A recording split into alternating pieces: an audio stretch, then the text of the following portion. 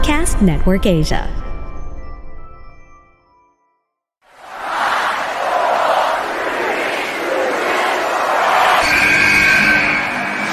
What's going on? This is Xavier Woods, a.k.a. Austin Creed. I said give me a hell yeah! Hey, this is Zayn. Hello, WWE Universe in the Philippines. This is Charlotte. Talent is not sexually transmitted. You need to go back to the drawing board because your game absolutely sucks! Hey everyone, this is Jeff Cobb. I'm Lewis Howley. I'm Sam Spoker. We are pretty deadly. Yes, boy. Yes, boy. Hello, my name is Ilya Dragunov, the Tsar, the NXT UK champion, and you're listening to the Wrestling Podcast.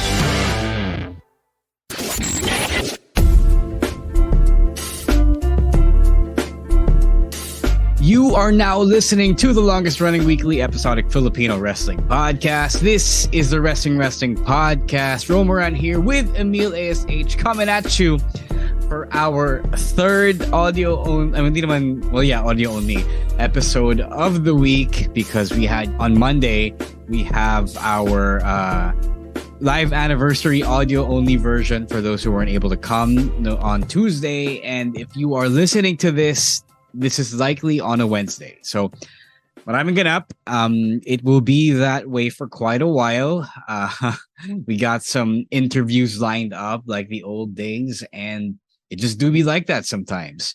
But if you are a big fan of us and you'll definitely love all the content we're putting out for you. It's our passion to just deliver our stuff for your wrestling diet. But if you are a bigger fan of the Wrestling Podcast, please maybe consider supporting us by subscribing to our Patreon. Emile ASH, tell the people what they can avail, what they can find for themselves when they subscribe to our Patreon program. All right, so you can get the full Wrestling Podcast experience by subscribing to our Patreon at patreon.com/Wrestling Podcast. So you'll get all the perks that we have. Of course, you have the Discord community where you could interact with your fellow podcast and you could talk to us about anything. Of course, you could talk to us about wrestling, but you could also talk to us about anything you want, like sports, movies, TV shows, memes, sports fashion, and everything and anything. And also we have our pasabays, which the last one we just had 3 weeks ago, and as per Stan, parating na siya. So if you on the way now. So if you want to be a part of the next one, you could, and if you want to get your authentic WWE, AEW, or any other wrestling merch, you can get it through us. And we also have the review content of the weekly wrestling shows like Raw, SmackDown, NXT, Dynamite, and local wrestling events as well. Like I'm gonna give a shout outs to Rowan, who has been doing a good job of putting out reviews for the action novella episodes nilabas recently. So if you want to be on the latest on what's happening on the action novella side, you could read it through Rowan's reviews there. And by subscribing to our Patreon, you're supporting everything that we do here on the pod. So again, please subscribe to our Patreon at patreon.com/Wrestling Podcast, where you can subscribe for as low as $5 or no local currency. It's around 275 pesos. Yes, sir. Yes, sir. Thank you, Emile ASH, for telling the people where they can support the podcast. And thank you na rin, by the way, to the people who dropped by our Wrestling Podcast live 9th anniversary recording session. Yes. If you haven't listened to the episode yet, which should be up by the time you hear this, we really, went into our story. Every year, actually, we kind of tell our story. Maybe every time there's a big milestone, like when we hit 100 or something, we kind of rehash the Wrestling Podcast story, especially for those who are new to this. And syempre, meron pa rin bagong dagdag because we have new ASHs, we have the new generation of hosts. So as long as we're here, the story will never stop. Added so, to. Yan. Thank you then sa mga pumunta nung Sunday. That was such a fun event. Meeting a lot of friends, a lot of new friends as well. So thank you, and sana maulit pa in future future anniversaries or not even anniversaries, but siguro more gatherings of the community here that we have cultivated over the last 9 years. So, yeah. No, for sure. We'll have more events because syempre the world is opening back up. Our home network, Podcast Network Asia, is always in favor of having events. So that won't be the last one for sure. All right, let's move on. Let's get this episode rolling. This is Picks of the Week for last week. As you know, we picked the best from the past week, whether anything involving wrestling, whether it's a match, a segment, a YouTube video, a social media post, anything under the sun that involves a wrestler or involves some sort of wrestling, it is fair game to be picked. And let's start with a few picks here. We have a bunch of non-match picks here. Like half the hosts here have chosen non-match stuff. Let's start with Stans because his is medyo a belated pick because this thing that he picked happened weeks ago, and this is the WWE Biographies episode featuring none other than the American Dream, Dusty Rhodes. So I don't know why he picked this just now. Maybe he just caught it just now. So let's read Stan's comments here that he left. He says it's about time we got a Dusty biography, and A&E did it really well here. Did we never get a Dusty Rhodes biography before? Parang it's impossible for someone like Dusty Rhodes to not be explored. I think I know. A network documentary. I think I've already seen one. Yeah, diba? Yeah. I'll talk about this when I get to my own comments. He appreciates how it put Dusty's rise to stardom in context for the modern wrestling fan. Syempre, he doesn't know that Dusty grew up in a neighborhood, I believe, in Texas, where a lot of Black and Mexican American families were around. It explains how he got the jive talk, the jive accent that's normally reserved for the Black community, especially in the 70s. He pretty much took all of those, and like Elvis, he made it palatable to a white audience in the South because he became the common man. So basically, he's wrestling's Elvis in that regard. Stan says he already expected to be emotional when he was watching this, and then it got even worse, or it got more intense rather, when they showed the time when Dusty, Cody, and Dustin Rhodes were all in the same ring together back in Battleground 2013. I believe that was when they were facing the Shield. He was an emotional wreck. That match is still his favorite tag team match, and he has a newfound appreciation for it now that he knows the whole history of the Rhodes or the Runnels family.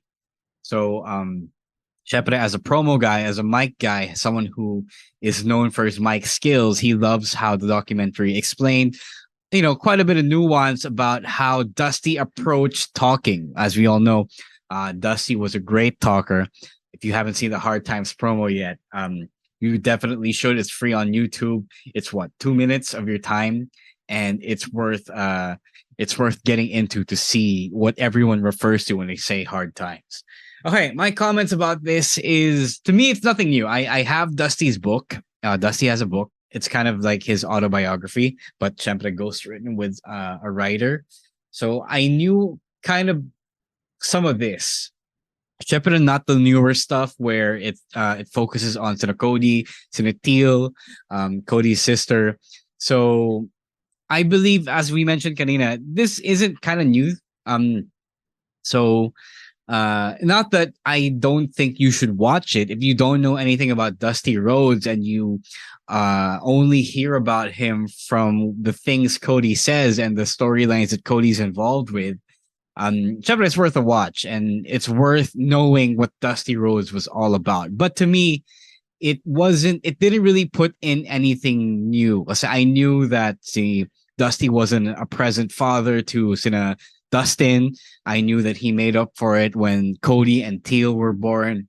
So those things I already was familiar with. So what about you, Emile? What did you think of this episode of WWE Biography?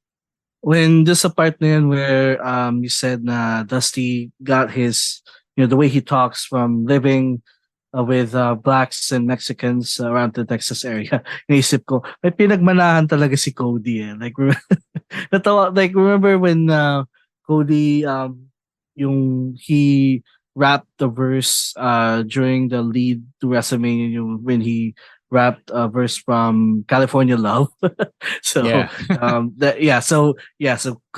pinagmanahan din pala si Cody doon. So but yeah, this is someone who has di naman watch pero like they have madami na silang presentations that they did about Dusty.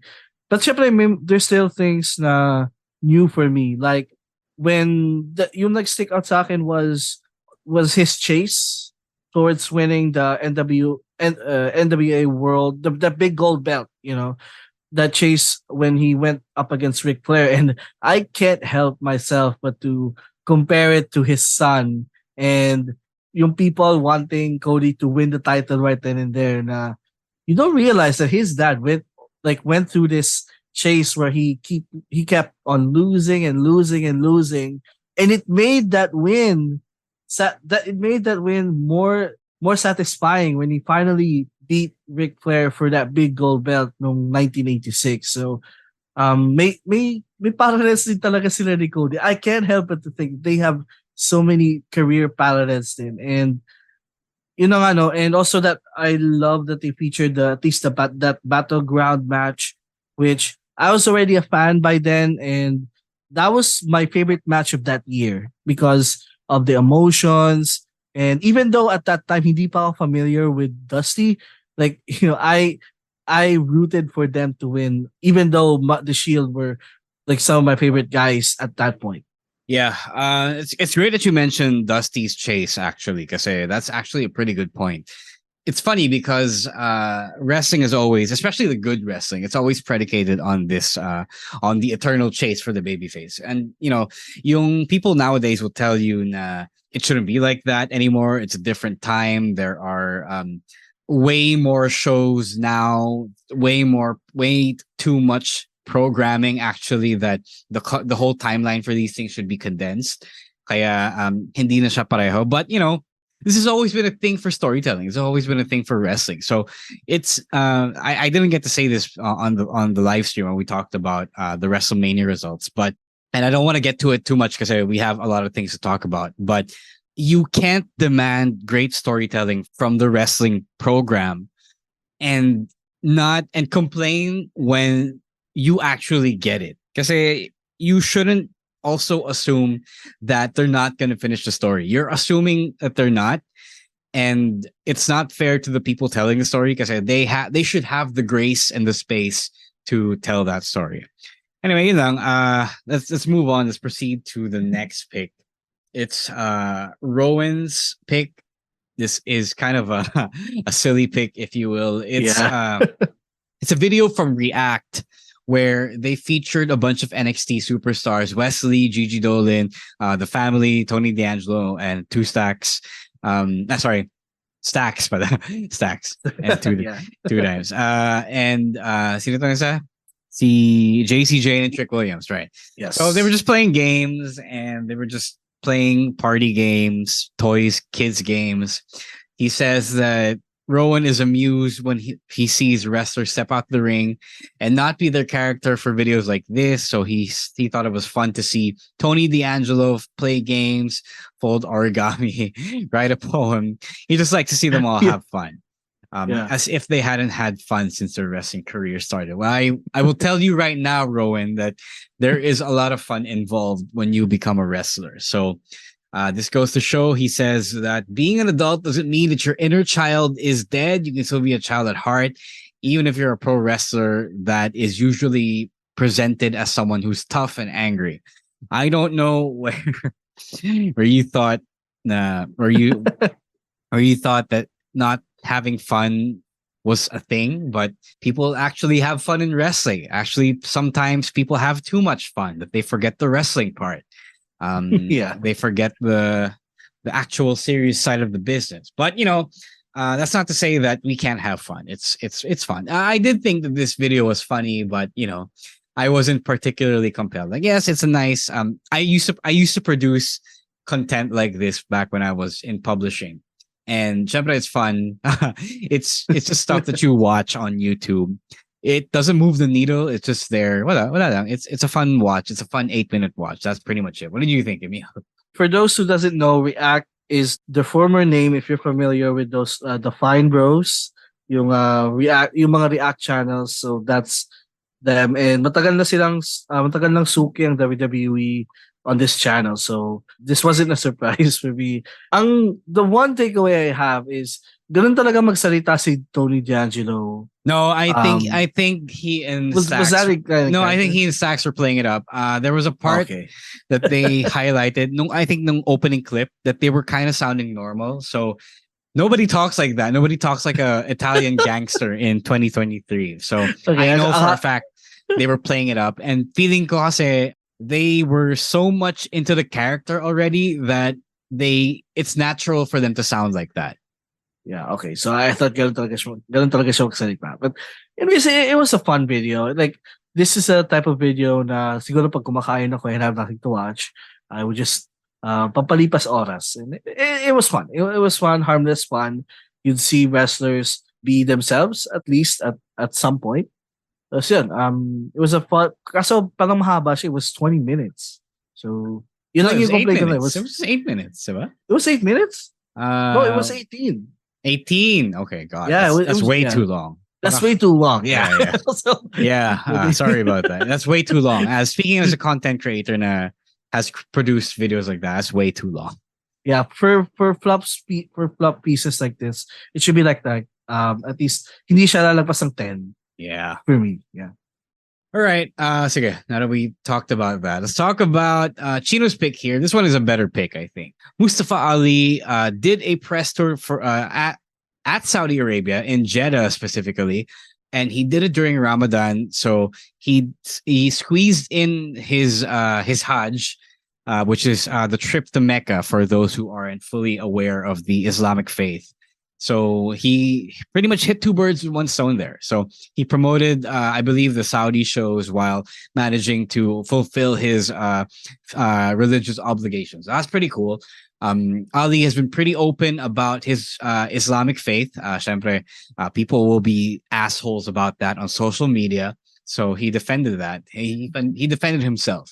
Chino says that he enjoys how Ali speaks. He is composed and well-spoken and articulate. Yeah, I agree with that.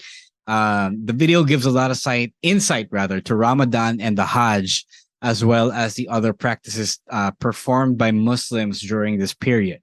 And it was a very respectful, very sensitive portrayal of Islam for the fans of WWE. And Chino especially highlights how this was kind of a political tool for WWE to foster their relationships with the Kingdom of Saudi Arabia and the larger Islamic world.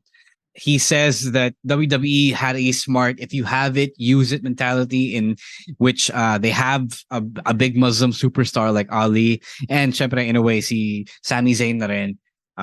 But Sami has a lot of issues with Saudi Arabia. So they pretty much use that to, broker some relationships there. So this is pretty cool. Yeah, I agree that this was pretty sensitive of WWE to tackle. People will say it's woke because syempre it's a Muslim thing, right? Muslims have always been portrayed in the past 20 or so years, 30 or so years as terrorists, which is terrible. Ali is like one of the best ambassadors from WWE to the larger Muslim world. So that's pretty cool.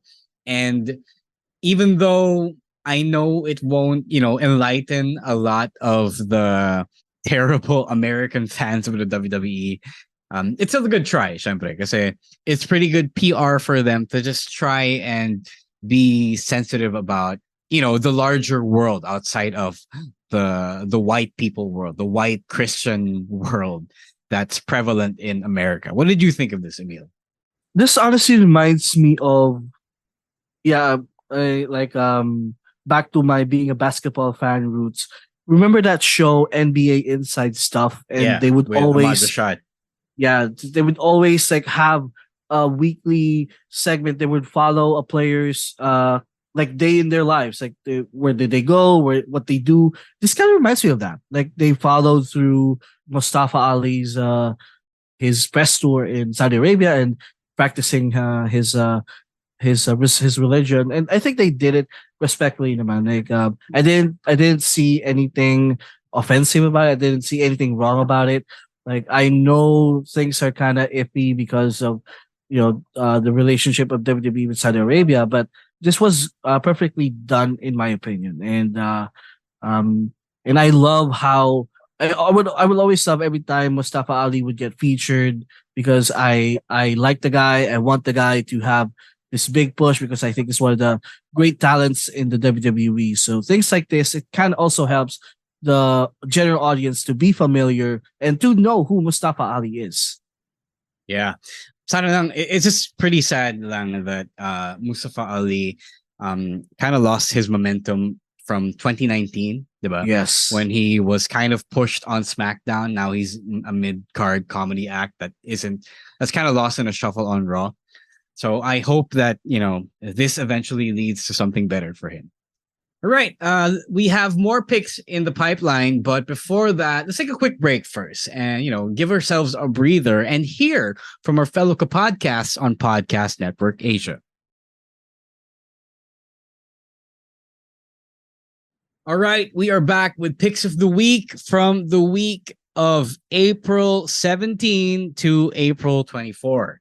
Okay, let's go to the actual matches because I'm sure you guys have been waiting for our picks that are actually matches. So, Emile, tell the people your pick from Raw. So my pick is from Raw last week, April 17. It was the 6-man tag between Judgment Day, Damian Priest, Finn Balor, and Dominic Mysterio going up against the tag team champions Sami Zayn and Kevin Owens together with Matt Riddle. I like the context behind the match.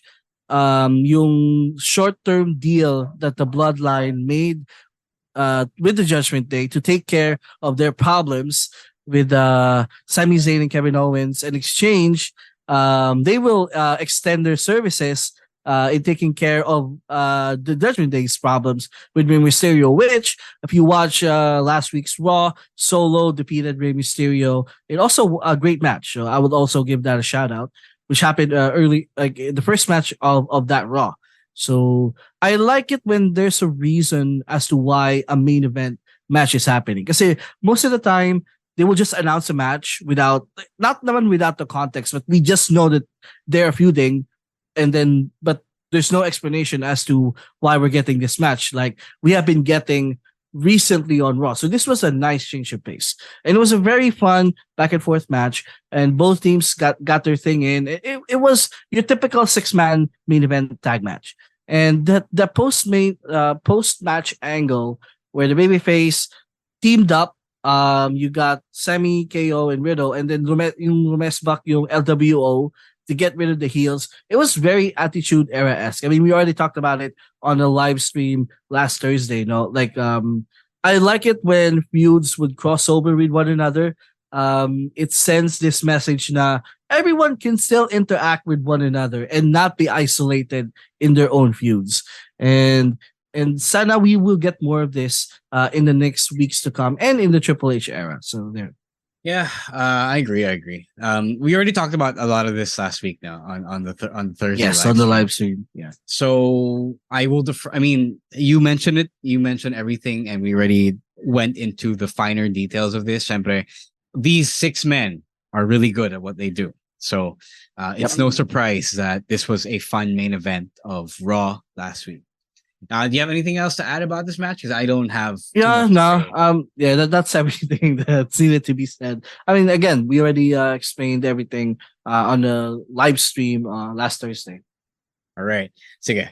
Let's go to my pick from last week's Ring of Honor TV show. It is Konosuke Takeshita versus Lee Moriarty. Ironic because I tagged Ian Riccoboni and Caprice Coleman. Yes, I saw that. To fucking get the fucking foreign names right.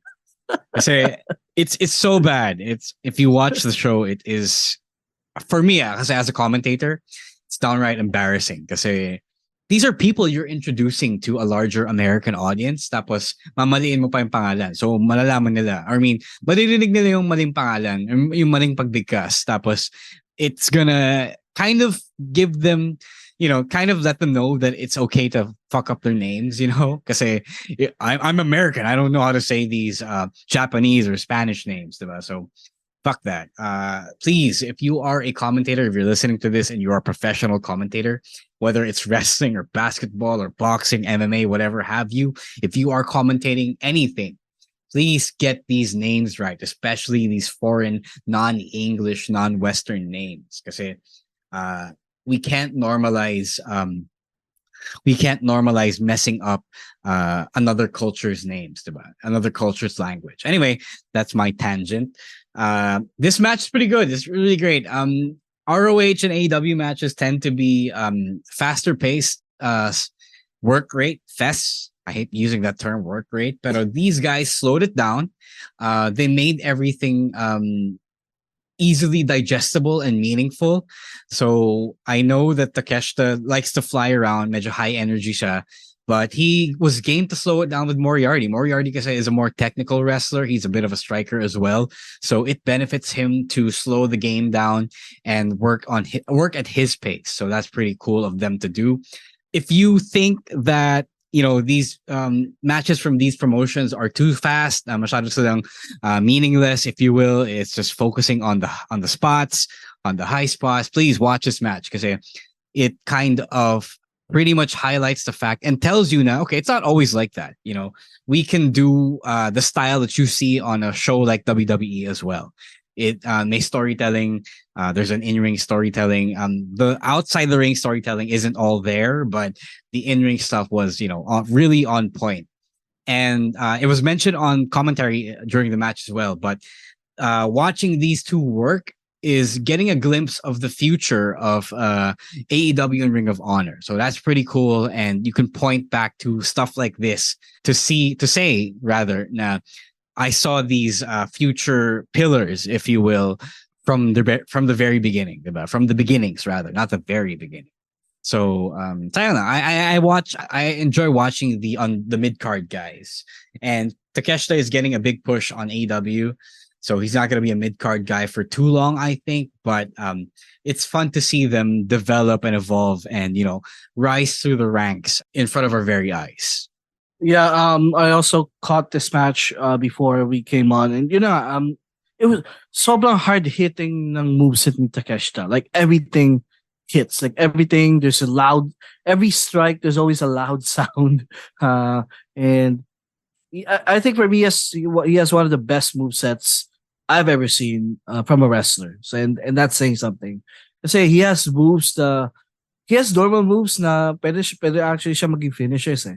He's kind of like GUNTHER na every move can be a finishing move for me. And although he only uses one. So, but yeah, this was a really good match. And can I say something about Ring of Honor? Like, yeah, sure. Ito lang, I'm just wondering, why are they suddenly taping again after Dynamite or Rampage? For me, that setup at Universal Studios was already perfect. That they would run a bunch of shows there, and it would feel like Full Sail NXT, and it would have a different type, and it would have a different feel than an AEW show. Because watching the episode earlier of Ring of Honor, para siyang naging upgraded version of Dark. They just replaced the graphics, but the ring ropes were still the red, white, and blue. So for me, the presentation when they're doing these types of tapings that they would tape after the main AEW shows, parang it kind of deteriorates the Ring of Honor brand for me. Like they should have their own set, their own arena, their own tapings, their own presentation. So yun lang, because the in-ring product is great. But I can't help but to think it's like a Dark, because of the way they're presenting it. Actually, I agree with you, but not just because of the way they present it. But I guess we can talk about that some other time. Yeah. I don't know what to tell you. I say they do the same thing for Dark. Sometimes the Dark show itself, the Dark without the elevation, is taped doon sa Universal Studios, and a lot of times it's not. So I can't tell you what the setup is and why the setup is like that. So, wala, yun lang. It's confusing as well, but it is what it is. And Tony Khan isn't the best promoter out there ever. Yeah. Our time is running out really quickly. So we have one bonus pick kasi syempre we know you want to see matches too. It is from SmackDown last Friday. GUNTHER versus Xavier Woods for the Intercontinental Championship. Pretty fun stuff. Syempre, we know Xavier is really good. People like to call him the third best member of the New Day, but I think all of them are on equal footing when it comes to the in-ring style. Yeah. It's just that Xavier knows how his body performs. So he performs in a style na umaayon sa kakayahan niya. And for the match with GUNTHER, he really made it work, man.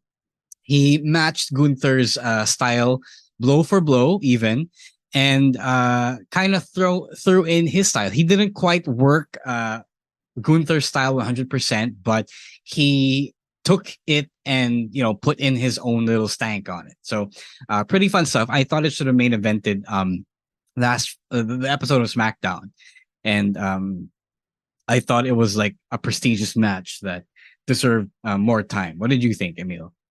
Yeah, I agree. This should have main evented. Kasi I like Solo Sikoa, but I'm quite sick of him main eventing TV now for how many weeks in a row. But yeah, this match was main event worthy. Say we got GUNTHER, who of course he's GUNTHER. He's one of the best right now. And Xavier Woods, when called upon, he's good. He's great. I'm not even gonna say he's good. He's great. Kasi people doesn't really notice his wrestling because he's more known as the hype guy of the New Day.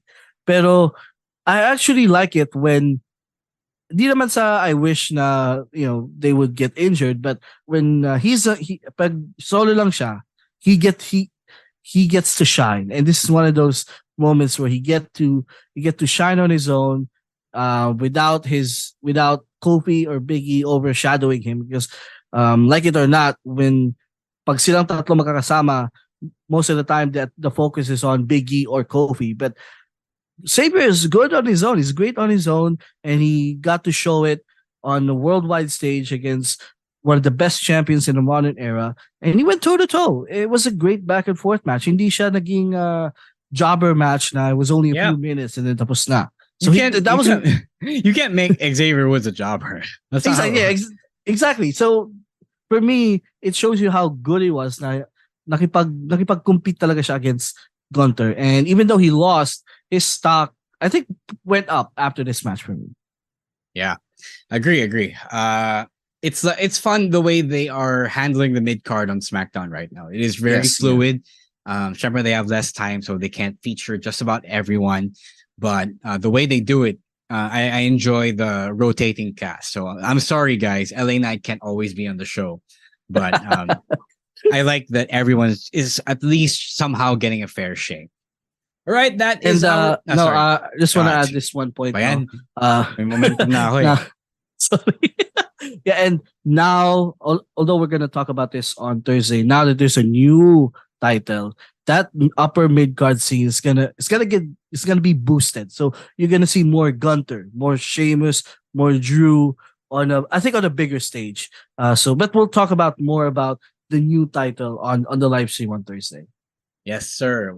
Definitely a big topic. I have quite a bit to say about that. All right. Wala na akong momentum. Sorry, Ro.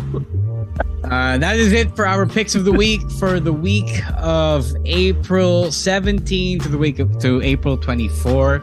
If you enjoyed our picks and if you have picks of your own, just reach out to us.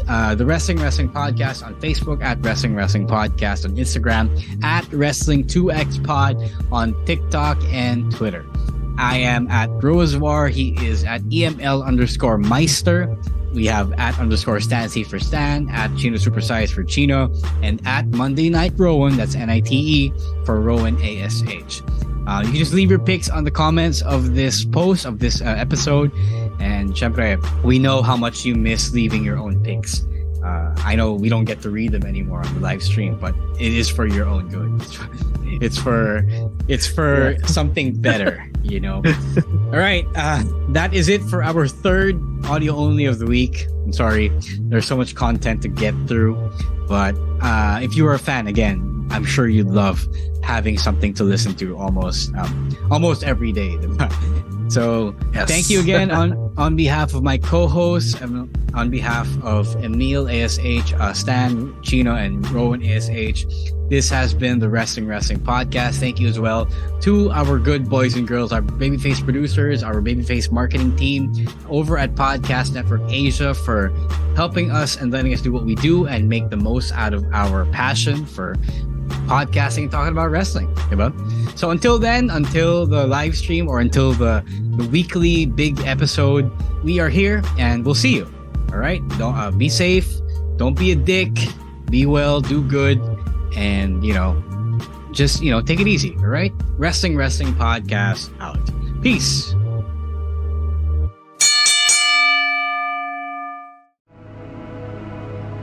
The views and opinions expressed by the podcast creators, hosts, and guests do not necessarily reflect the official policy and position of Podcast Network Asia, the hosts of the program, or other programs of the network.